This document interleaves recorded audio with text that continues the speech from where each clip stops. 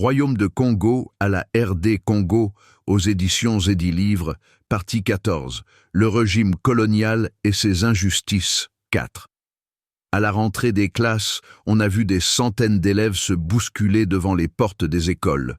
Kinkoufi, dont l'un des frères n'a pu obtenir de place dans l'un de ces établissements, s'indigne de cette situation. « Ah, que dirais-tu si tu avais vécu en 1938 et même en 1955 ?» répliqua son oncle.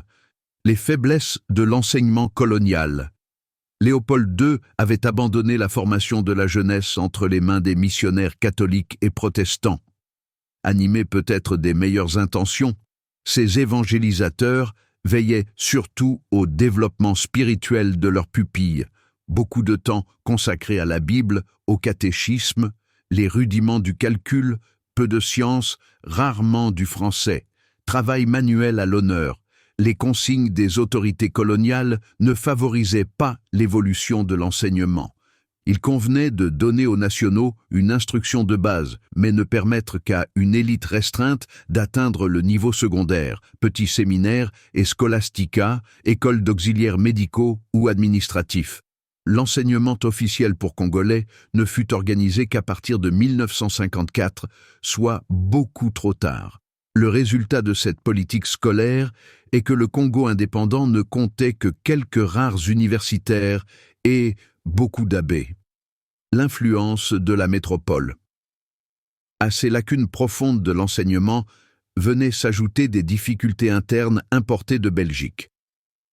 Les querelles linguistiques qui imposent l'étude du français et même du néerlandais, langue dont les nationaux ne voyaient pas l'utilité. B. La guerre scolaire opposant les partisans des écoles officielles à ceux des écoles missionnaires. Retenons. L'enseignement, confié pendant de longues années aux missionnaires, est maintenu à un niveau très bas. Les éléments les plus chanceux auront accès aux écoles d'auxiliaires ou aux séminaires.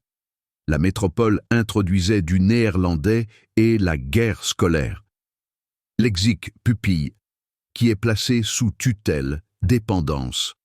Consigne, aide, instruction, directive, lacune, aide, manque. Revision A. À qui Léopold II avait-il confié l'enseignement de la jeunesse? Quelles en furent les conséquences? B. Montrons l'influence de la métropole dans l'enseignement au Congo belge.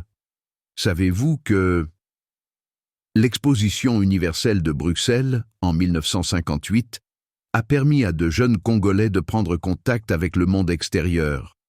Ceux qui eurent la chance de se rendre à l'Expo 58 en profitèrent pour entreprendre des études supérieures en Europe.